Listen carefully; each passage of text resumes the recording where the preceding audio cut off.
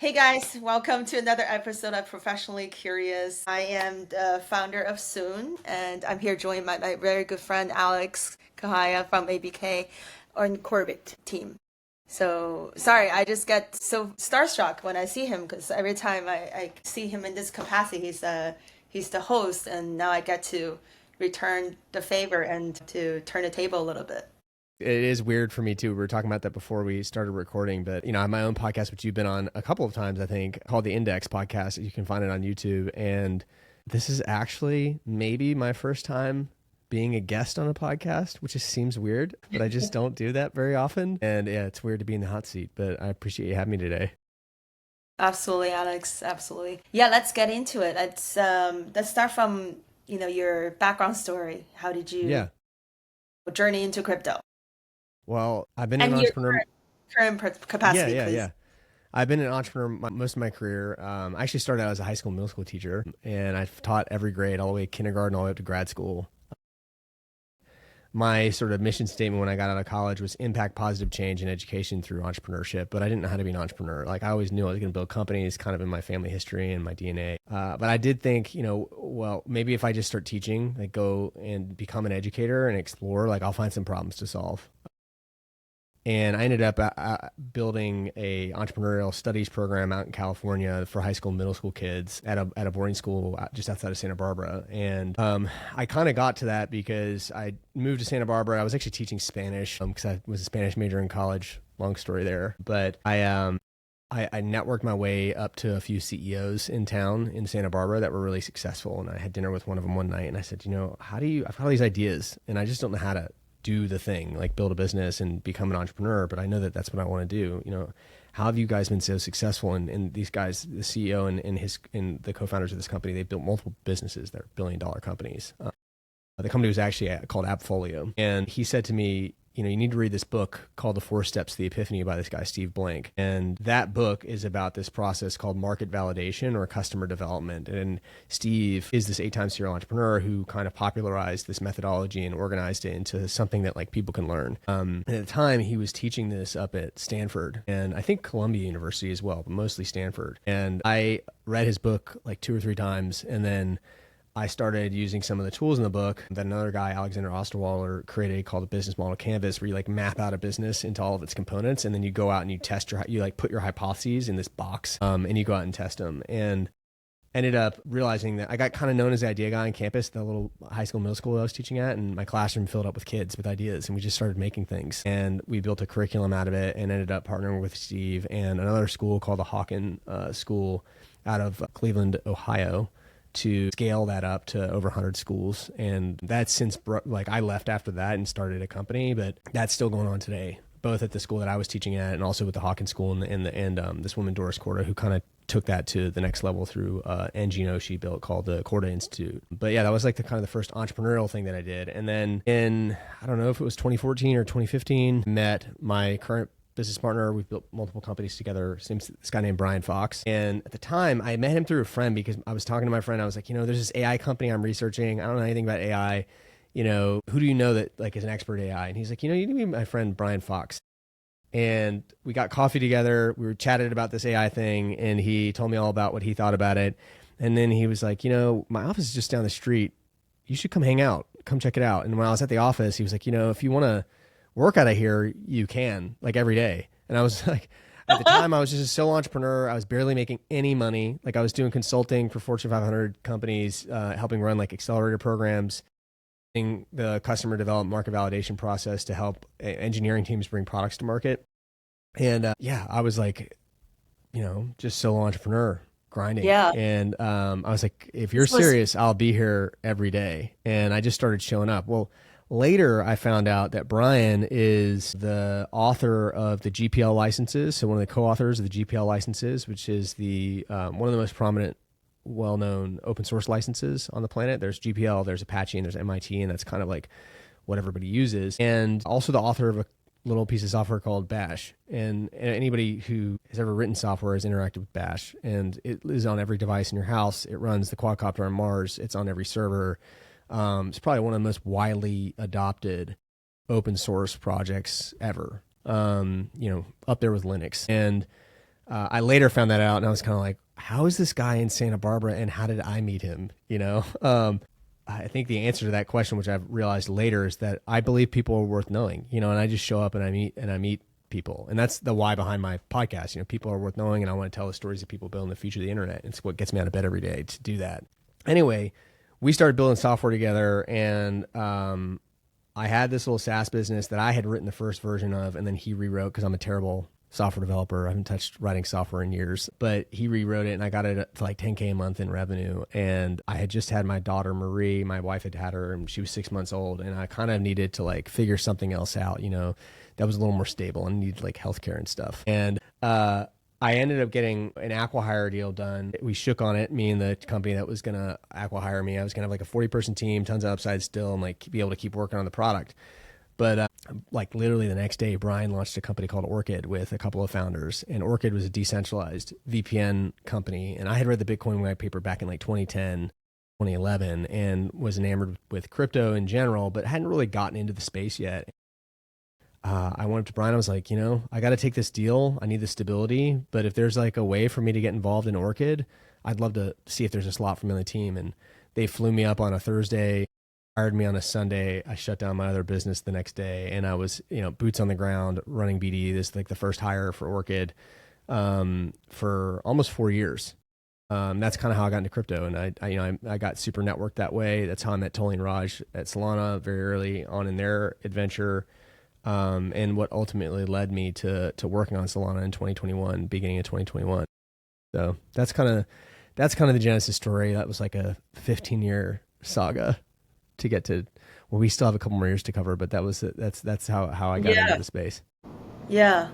Always fascinating to hear. And I think the timing also says it all, right? Like you started thinking about AI before AI was a thing. So what gave you that acute insight that this is going to be the next frontier? And also, I think you mentioned open source software, right? That's like, I know Brian Fox's name by name, and then until I met your co-founder in person, like when we yeah. So like, what was the motivation to pursue both? Yeah, I mean, AI. I've just always been really curious about technology and kind of a fast learner. Super curious, reading all the time, always investigating new things and meeting people, talking to them, asking them questions about stuff like this. Just kind of a sponge for knowledge.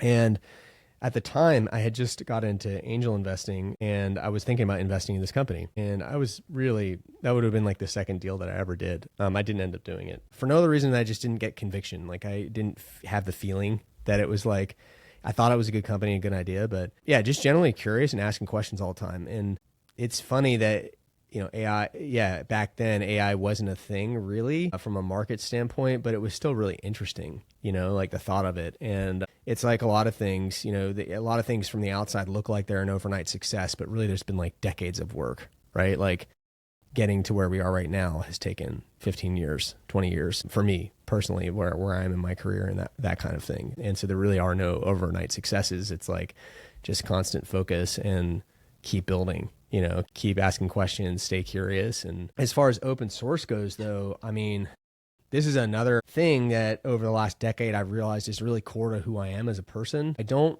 like I in sports I'll compete, right? Like if we get on the mat together and like it's a jiu-jitsu match or a wrestling match or something, like I'm going to get out there and try and crush you. But off the mat, I'm going to try to build you up. I want us to work together and improve and learn from each other. And I really think that open source software, the ethos of open source software really feels like that. The software itself is free. Everyone can contribute to it. I really like the idea that like, if you contribute or if you use the software, you need to make your stuff open source so that everybody can benefit from the innovation for us. And so like when I started ABK Labs, our why for ABK is just build together. We believe that open source software is the purest form of innovation and the greatest professional legacy we can leave to the world. And I'm very enamored with like the early open source movement that Brian helped start, back in the 80s, 70s between CMU, Carnegie Mellon University, Stanford, and MIT's AI lab. There were like a few dozen people just hacking on open source tools for each other primarily. And that's how the internet got started. That's how Linux got built. That's how Unix systems got built. That's how Bash got built. And those things became the foundation of the internet and created, arguably $1 trillion markets. And I think, the intersection of open source software and crypto and blockchains is super interesting, because now there are economies that are built on top of these things that are decentralized, right? That lots of people can benefit from and earn and own and have ownership in. And I think that's a fundamental shift. And, when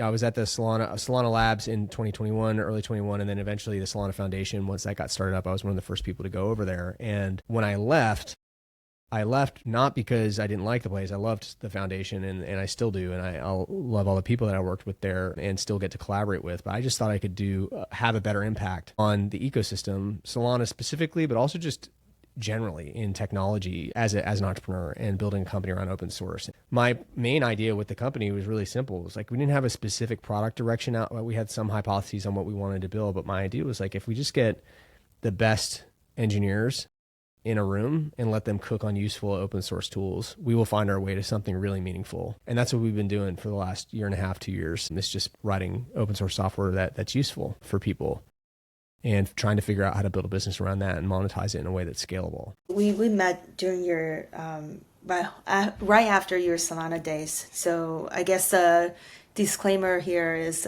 you have also enrolled in soon. I'm going to just ask this question point blank. What made you decide to do that? Well, yeah, so it's interesting. It goes back to like the conviction, right? And I haven't done like a ton of angel deals, but I have done some. And I can think of people that I've met along the way who had this archetype as founders. When we invested in Soon, it wasn't, you guys had an idea for a product and you had something working. But that's like not the holistic reason why you do a seed stage or pre-seed deal, right? It's really about the people and the entrepreneurs and the founders. I can think of some people that I've met and some of them whom I invested in and some of whom I've worked with, like Toli and Raj, and like Greg Osuri, the founder of Cash. Like these guys, they have this magic where they can really focus a team around shipping technology, like useful technology with the right balance of solving hard problems, but also getting a product to market that has a real business need.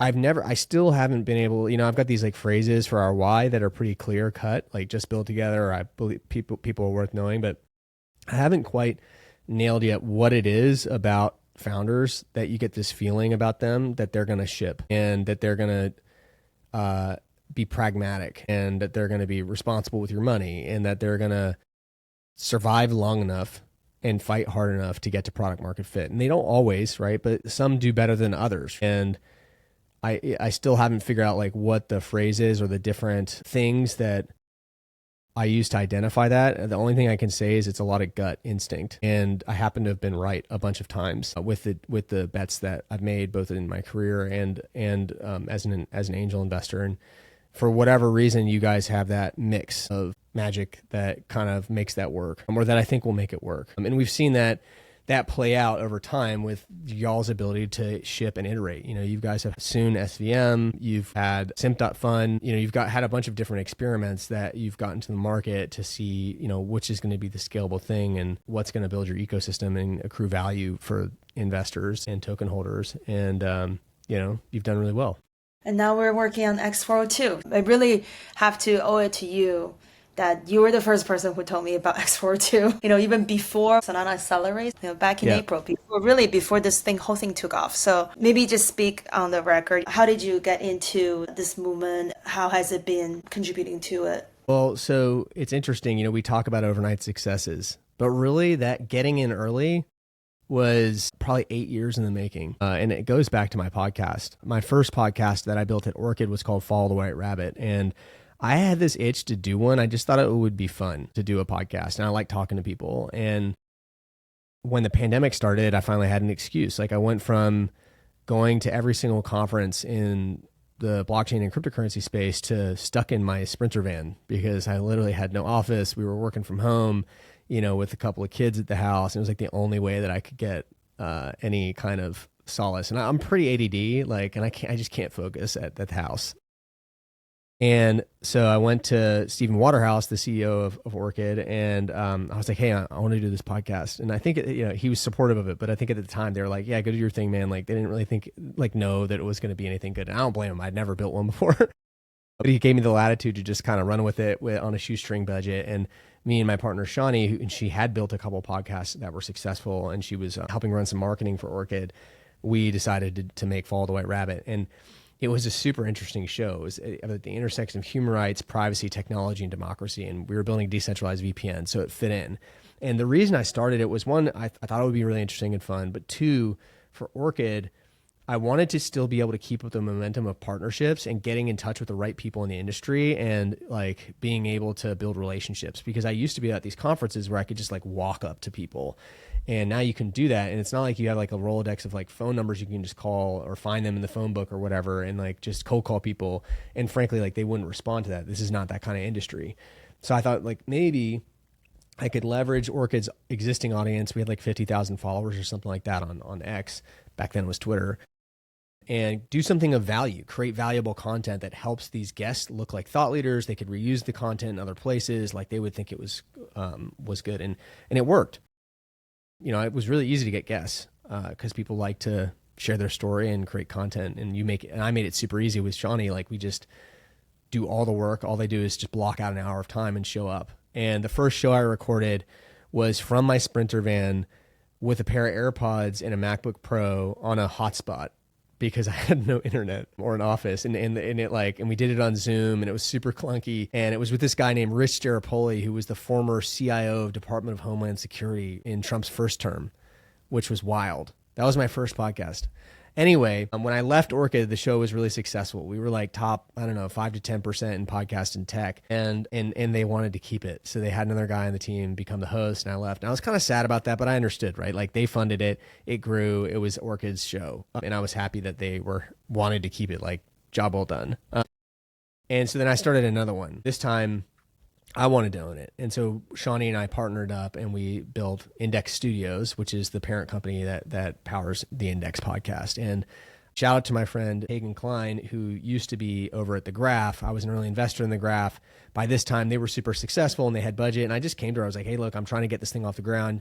We worked together at Orchid, and would you guys sponsor it? And they ended up being our anchor sponsor for the first year, and they really helped us get off the ground and get to where we are today. And we just kept shipping content for like years, like 4+ years. And then we went, slowly grew to like 5,000 subs on YouTube and like maybe like 10,000 downloads a month or whatever it was on the RSS feed. And then finally had like a breakout, like a couple different experiments and partnerships got us like up to like over 120,000 subs on YouTube, and we've got like tens of thousands of followers on X. And now we get, lots of views every month and week, right? Like I've had weeks where we have like, close to 500,000 views on our content in aggregate. Now where we're at is, instead of us doing outreach and trying to get, we have a bunch of PR firms that that need our show because they want to get exposure for their clients. And so we get hit up all the time. And this is where I go back to how did I get this opportunity? How did I find out about X402, right? Well, my show is about people, the people who are building the future of the internet. And I'll talk to anybody. A lot of these podcasts, they only kind of talk to big names, right, who already have distribution. I talk to any founder that's reputable, right? If I don't know them through somebody, it is kind of hard for me to get them on, because there's, it can be shady people in this industry, and I try to be careful about who we promote. But I'm not exclusive as far as where you are. I love talking to the team that's 3 people, that nobody's ever heard of. And we get inbounded a lot from PR firms. It's very rare that I schedule anything myself now. So back in April, I think, I had to go look at my emails to give you exact timeline, but really shortly after X402 got announced, nobody really was paying attention back then. It was kind of crickets and tumbleweeds when that announcement happened. I don't think it was people were kind of oh, that's interesting, but there was no real traction yet, right, for the whole space, and it was a totally new standard. Coinbase's PR team reached out to me and said, hey, the head of developer tooling, Namil, wants to come on your show. Can we get him on your show? So I got him on the show, and I'm talking to him, and he's telling me about this thing, 402, payments over HTTP, right? The story goes, there's Tim Berners-Lee and a few guys wrote HTTP back in whenever, the 80s or whatever it was. I can't remember exactly when, but early internet. And HTTP, Hypertext Transfer Protocol, is this way for servers to communicate online. So when you open up your browser, Google, and go to a website, when you type in the URL and enter, it sends a message to a server that has the website on it. And that server then sends messages back to you in the form of response codes. 200 means everything's working, and it just sends you the packets that load the website. 404, which many people have seen, it's oops, something went wrong here. That's a standard of how the data is structured for when things go bad, to where your browser can interpret what the server's saying, that it went bad, and here's the message to display. Two was something that Tim Berners-Lee and whoever, I'm not sure exactly who to give credit for it, but Tim Berners-Lee is kind of the top dog who was working on that, to my knowledge. 402 was for payment, was the response for payment required.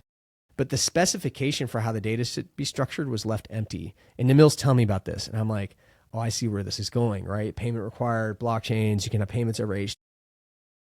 And what's fascinating about it is a dinosaur technology that back in 2016, when I got into crypto, we were all talking about all these old school internet protocols and like, what if you had blockchains back then? How would things be different? What kind of economies could we create? What use cases could we enable? And, like there had been people who looked at doing things with 402 before, so I've found out since this conversation. But really, Namil and the Coinbase team were the first people to actually, to my knowledge, to like popularize an actual open source specification around it. And the specification specifies like the structure of the data and like how this all should work. And then they had built a framework in Coinbase's repo for how to integrate, and there's 3 different components we can get into on the technical side in a minute, but that was also what they launched. And Namil's telling me about this on the podcast, and talking about how there's 5 billion people on the planet with internet connection, and soon we might have 50 billion AI agents just doing things for us online. And if you've been playing with any kind of AI tools like ChatGPT, which many people listening to this will be familiar with, you will start to realize that the interface for the internet is changing, and it's changing very quickly, and it's changing to be AI and AI agents. And AI agents are exactly what they sound like. It's like if you had a travel agent, right? And right now I call up a travel agent, it's a human, and I say, hey, I'm going to go to Mexico for 5 days. Here's a budget. Here are the kinds of things I like to do. Plan it. And then they just get back to you. And they might ask for approval with things, but largely they just do it for you and like book everything and use your budget. AI agents are really no different. They can do things for us in an automated way, just like a human might be able to. But one challenge with that is there's all these services that are kind of disconnected, that traditionally the way you connect them is through what's called an API key, an application programming interface. And you need to create an account, you get this key, and then as a developer, you integrate it into your application, and now these services can talk to each other. Well, 402, the big unlock there is that if I can send payments over HTTP to access a service, I don't need an API key anymore. I can just have my agent have money, and it can then send a request to a server, just like we talked about in that example with a website on Chrome, where it's like, hey, I want to see this website. That's my request. Well, instead of just sending the website back with 200, the response code 200, it can say, hey, 402, if you want to see this website or use this service, you need to pay a penny. And then the agent can say, okay, no problem. I have a wallet. The user probably doesn't know they have a wallet. They just put a credit card in and it's spending money. And it just sends money in the form of a stable coin to the server, and it unlocks whatever the feature is. That's a huge unlock, because now agents will be able to, at the speed of light, send money across the internet to consume services and book my trip or buy my stuff on Amazon or you name it, right? Like pay for I don't know, a new car. I mean, it could be anything. Book a rental, book an activity. And so I think that future is going to be a reality much quicker than everybody thinks. Maybe on like a 12 to 18 month timeline, where we're going to see like an explosion of these agents doing things for us. The other really interesting unlock here is that if you're exposing all these APIs that are 402 enabled, developers just really need to integrate the 402 protocol. And we've actually built something at ABK Labs called FairMeter, which is a framework for adding 402 to either your application or your agent or to your API. So as a merchant, you can sell services to agents or to people who have applications. And the normal way that me as a developer, if I'm building an AI agent, the normal way I would use these API services is I would have to go create accounts on all the separate ones, and they might be 10. And this is very common. And at the end of the day, I'm going to have to put a credit card in and pay for these services. And there's usually a minimum fee, and then it's like credits afterwards. It's a very common business model of API providers. And at the end of the day, I'm going to be paying minimum like $700 a month out of the gate. With 402, developers are no longer really on the hook for paying for these services. They just integrate the FairMeter client, which is our framework for 402, into their application, whether it's an agent or just an app. And now that application can talk to any API endpoints that we either host or that our partners offer for sale with 402. And that's really powerful because now end users are the ones with their credit cards, like in the application, paying the agent to get jobs done for them, kind of covering these costs of these transactions. And they're small. They're not something that like consumers are really, or enterprises are really going to notice. Like it's not exorbitant fees because you're paying just directly to the API provider. And typically speaking, these API providers are like commodities, right? They're 0.001 cent per call.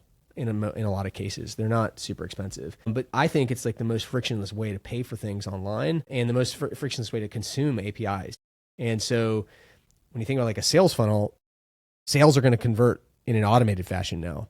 And I think like one of the big missing pieces that people are working on, and Coinbase has shipped something called the Bazaar. That's like an idea around this is discovery. And it's funny how like the internet, like the course of technology kind of repeats itself here. But when we first had the internet, and websites, and Google came out and Yahoo came out, like those were search engines. And the things that they did was get us the thing that was the most relevant to our search.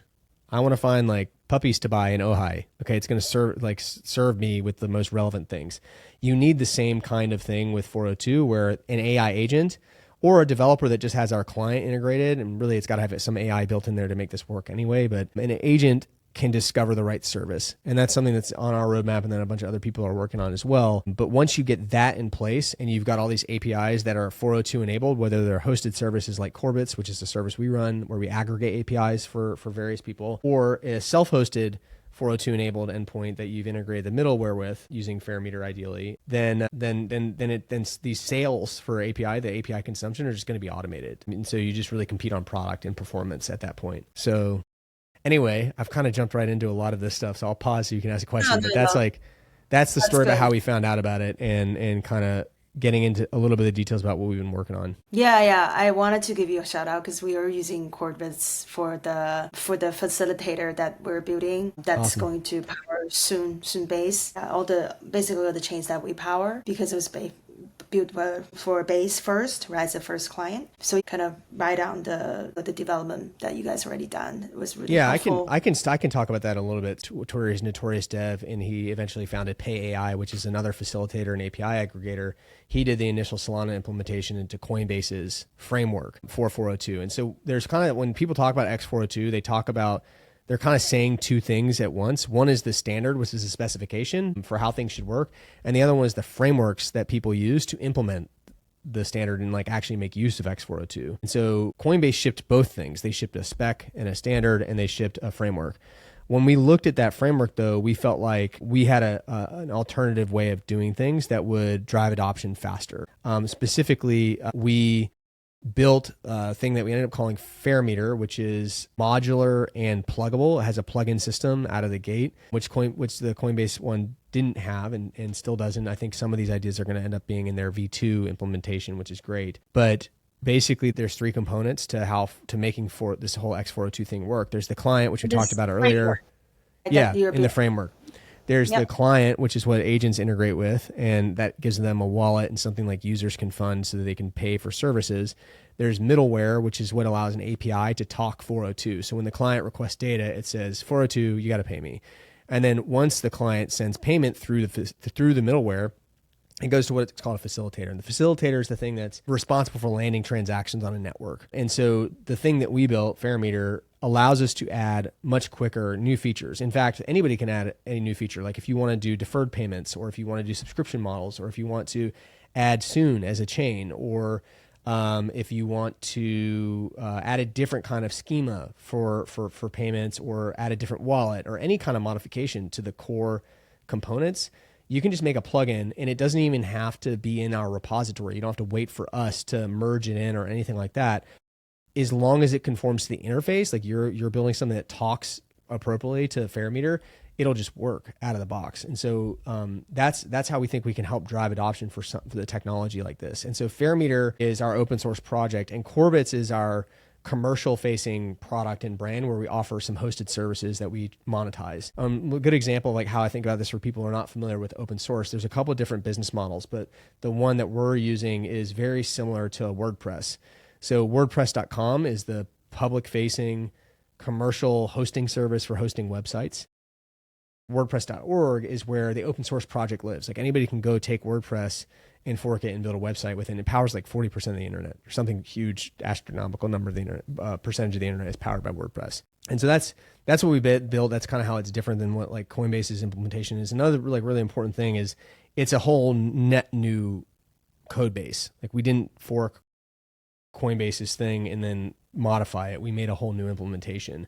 It conforms with the specification. So we didn't create a new standard. We were intentional about that. We didn't want to fork the standard. We want to contribute to it. We kind of believe there should be like one x402 standard that everybody kind of works around. We don't know though yet that 402 is going to be the dominant standard. And this goes back to like kind of our history in open source and having been around since like the 80s, 70s, 80s, 90s, building open source across our engineering team. And so FairMeter is actually agnostic in terms of standard, which is another really different aspect of it to Coinbase's implementation, where any new standard like Stripe's ACP, for example, or AP2, or any of these other agentic payments standards that are coming out, we can add to FairMeter and support very quickly via that plugin system. And that's going to hopefully make us like really flexible for the people who build with us, because then they can also adopt those standards as they start to get traction. Yeah. And we've got a bunch of people that are using it and contributing to it and putting PRs in to add support for their chains and all sorts of things. So it's pretty cool. One x402 group, because you started the SVM group. There are several. I got to add you to them. There are several. There's one that we're in that we didn't start, but it's x402 Solana for Solana people. So we got to get you guys in there. That one, I mean, yeah. Okay, you're in that one. Okay, yeah, that's it. Yeah. You have another one that you organized. Yeah, the thing we built before this was called SVM Kit, and it's still around.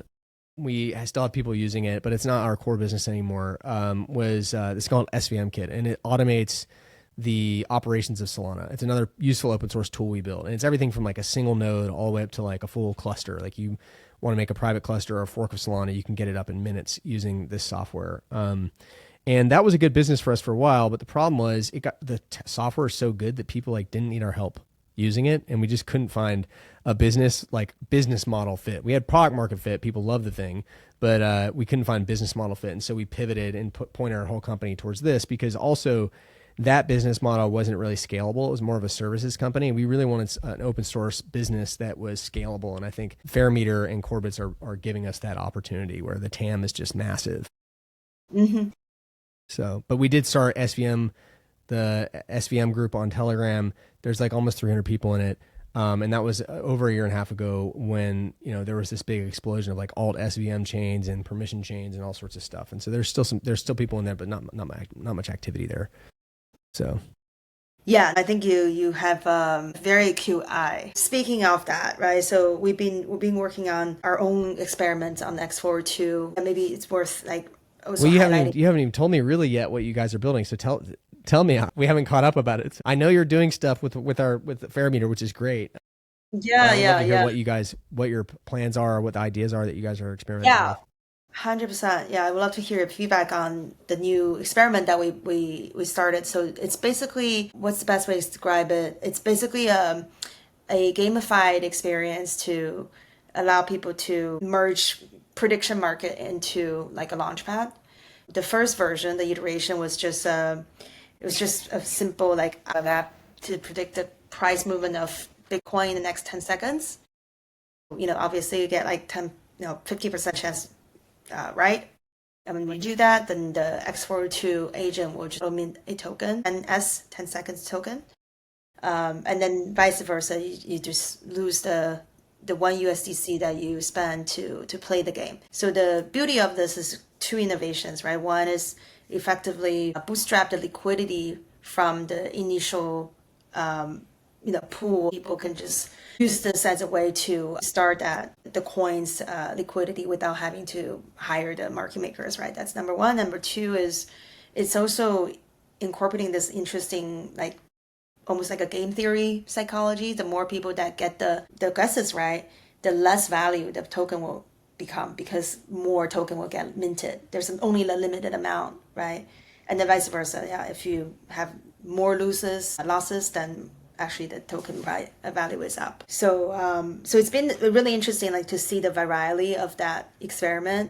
Yeah, it did like 116,000 transactions like in the first day. Like a lot of people In the came and used first it. day, within like couple hours. So then we shot up to number one ranked project on x402 scan, and then we start thinking about like, okay, other than price, we can also predict like anything, right? That doesn't have to be price related. So next example is we can make people like guess the ending date of the government shutdown. So in that case, there's like a bit more scenarios, like three different choices. So yeah, so it's been like really interesting to see the demand, the market demand for this, and we're basically now building a launch pad that's allowing like we're not going to be the one that's going to launch these, sort of prediction coins anymore. It's going to be anybody, right, that can just auto mint these coins based on prediction outcome, and then you can figure out the whole LP situation, but you have this initial liquidity on chain that you don't have to rely on to like a bonding curve type approach. So yeah, that's been really interesting. I've been talking to Coinbase about it with both base team and the CDP team, the developer platform team. But yeah, no, but the one thing that I think it's interesting that we should talk more about is how do we handle the high surge in usage, because Hmm. it like the Coinbase facilitator went down for a couple of seconds, more than a couple of seconds, a few If you seconds. do you guys have decent DevOps people at Soon? Yeah, we Yeah. do, but we need like a premium version of this API because it just doesn't handle the amount of Well, yeah, it's really usage. it really has to do with the facilitator. Exactly. And I think we should talk offline about having you guys run a FairMeter facilitator Hmm. for base and be the people that are routing the transactions through. I think that there is a way to provide something that's more reliable. Yeah, because right now it's So, like because it's been a very big problem. It's been a big problem that like becomes people aren't really unresponsive. talking about, but it is happening. Yeah, You know, yeah. like a bunch of these facilitators are kind of And we tried falling under. the other ones like the Pay AI you mentioned, a few others. Like none of them is really stable, right? Like Hmm. actually the Coinbase facilitator is the most stable, but even that one became unresponsive and stopped producing transaction hashes after we saw the surge Hmm. that we created. Yeah. So yeah, so it's very interesting to keep chatting with you guys. I know you've been working on this, but the whole point is the facilitated layer needs to be more high performant than Yeah. it seems to be now. Another thing we actually call out for you guys as you're thinking about what to experiment with is Mallory.fun. We have been doing a bunch of engineering as marketing experiments, and Mallory is an application that we built with this guy Edgar, who is the former co-founder of MarginFi and now the founder of Dark Research AI. And we partnered with him to build that open source, and they are hosting it for us, Mallory, and providing like maintenance, and support and customization for the application for us. But everything's open source, and it's a slick chat interface for an agent. And I had wanted this for myself, and it turned out Edgar was also building it for himself and for what he was doing. And so we decided to partner up, and we became a customer and partner in getting this to market. And then now he's shipping like a whole framework, open source framework for building these agents and for just like creating really slick UXs for AI agents and applications. But Mallory today, she just talks to, it was like a fun side project. I was trying to vibe code it and I kept getting stuck. And that's where like I reached out to Edgar because I was like, I'm just gonna hire someone to build this, and ended up being a cool partnership. And right now it talks to Nansen's API, which we host at Corbits, and you pay like a penny per call. And we're going to be adding pretty soon some interesting ones around launching things as well, which will be fun. And also aiming to launch Crossman's APIs so that you can buy things on Amazon with Mallory. And I think like one of the reasons I wanted to do this because I thought it would be fun and cool and it's been a dream of mine, but also is like I think we have to show the market kind of what's possible with this. I think there's a lot of interest in 402, but not a lot, but like also a lot of questions, and people need to be shown kind of examples of this stuff in working applications to kind of move forward. And so that's why we're doing that, is to like educate the market. It's not really the core part of our business, but it could be. I mean, it could be if it got huge, like maybe, and crazier things have happened. But it's open source, so you guys can totally experiment with it. It's already got 402 integrated and works with FairMeter and Corbits, and we'd be happy to host any kind of APIs you guys need to let your audience consume. Yeah, yeah, absolutely. What do you see as the biggest risk when it comes to, what's next for X402? I guess Like we've I seen a think lot of it's corporate data. interesting. There's a lot of really big companies publicly like behind it and in it. And that was a surprise to me. I didn't think that was going to move as fast, but Coinbase did a really good job leveraging their clout to make that happen. And there's also just genuine interest, right? Like we are at this inflection point where the interface of the internet's changing to be more AI driven and agent driven. And we also have a bunch of, vibe coding is becoming a thing where you can get like a junior engineer to like write software for you, and this is the easiest way to consume APIs for whatever vibe coding platform you're using. But the biggest risk I would say is just slow adoption, right? Like I think from Web 2, like I think we're going to see this classic crypto arc of adoption, which we're already starting to see, where like crypto things get adoption and they could be like flashes in the pan. Maybe a few will be sticky. Probably the sticky ones will be around trading and speculation, just like we usually see. But the interesting thing, the really exciting thing is the intersection of Web 2 and Web 3 that's possible. Because if the internet interface changes to agents, that's Web 2, but they use payment rails that are powered by x402 and blockchains, that's Web 3. And so it's really trying to find those early use cases that get enough traction to sustain a company is the big challenge so that people can keep building this. And the good thing is these big dogs like Coinbase and others are funding this development. And as long as it stays interesting enough to them and the open source ecosystem grows enough around it, the technology will stay around, even if it takes 5 more years before the market to adopt to show up. I'm betting that it's showing up much sooner, and that the people who make that bet and are there for when this inflection point happens, when the volume of money on the internet, the velocity of money on the internet goes parabolic because of this, which is one of my core hypotheses. If you're there for that, you're going to build $1 billion business for sure. Like you just have to be in the right place.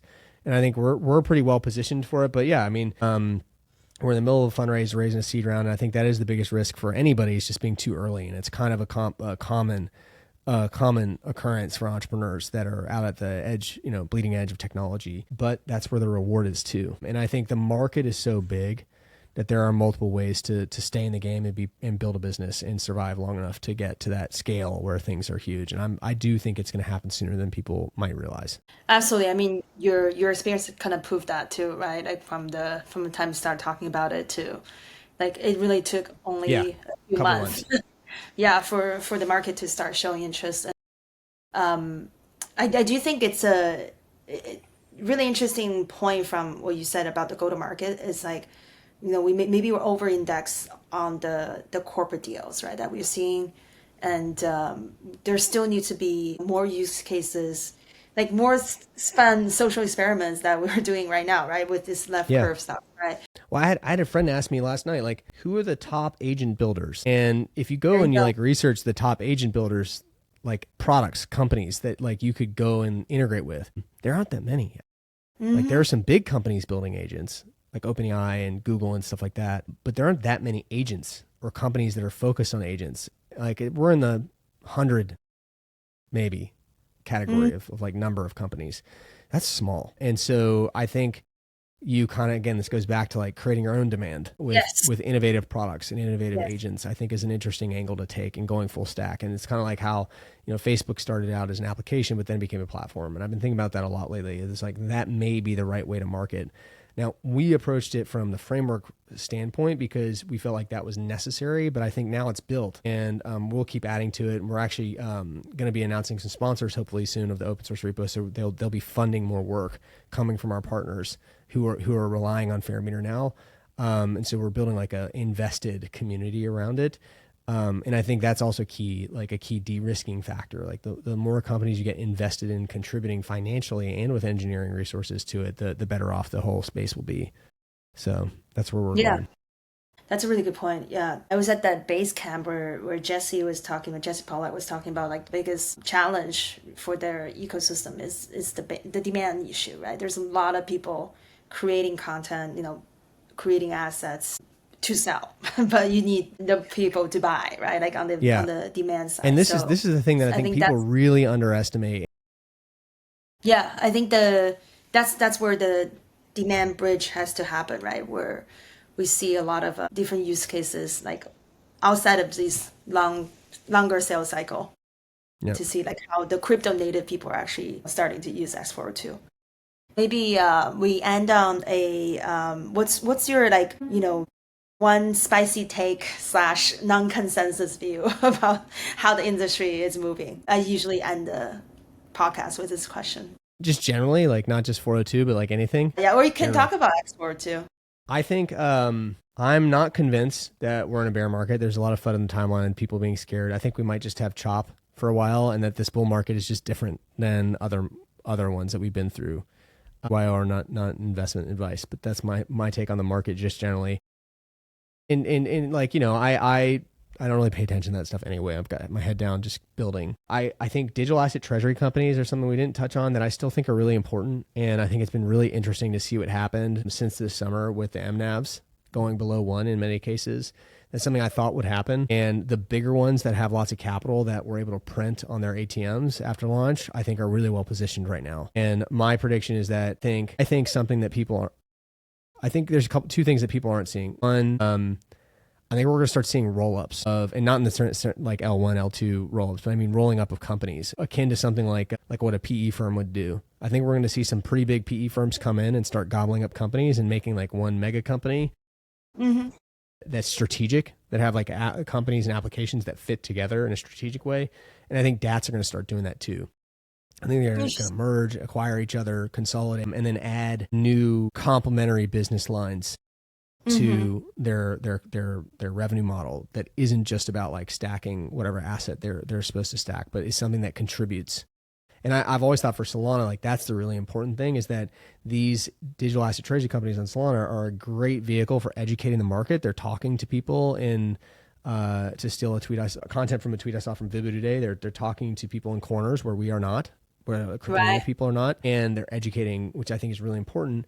And then I think they're going to build sustainable businesses that aggregate a couple of different valuable, useful technologies and applications, and that's going to contribute to the network in a much more meaningful way than just holding SOL and staking it. Like they're going to become core contributors, very similar to some of the other companies we see in this space, like Anza or Solana Foundation, or go name off a bunch that are doing that, but they're just for profit. Right, they're not nonprofit foundations, and I think that's going to cause a really healthy shift in the market. I think a lot of people are skeptical; they might not see that, but I believe it, and I know a lot of the people that are behind these DATs, and I think that that's their intention, is to create create shareholder value, but also create value for the ecosystem. They're aligned because they hold the asset. So I don't know if that's non-consensus, but it's my answer. Yeah, it definitely is. Yeah, when everyone says that's dead. Yeah, really, that is definitely seeing that all the time. They're like, DATs are dead. I'm like, no, they're not. They're not dead. You just haven't anticipated next movement yet. Yeah. But awesome. Thanks for having me on. It was so fun to get on. All right. Thanks. Thank you so much. Appreciate it. Good show. Yeah, we'll talk Thank soon. you. Yeah, bye.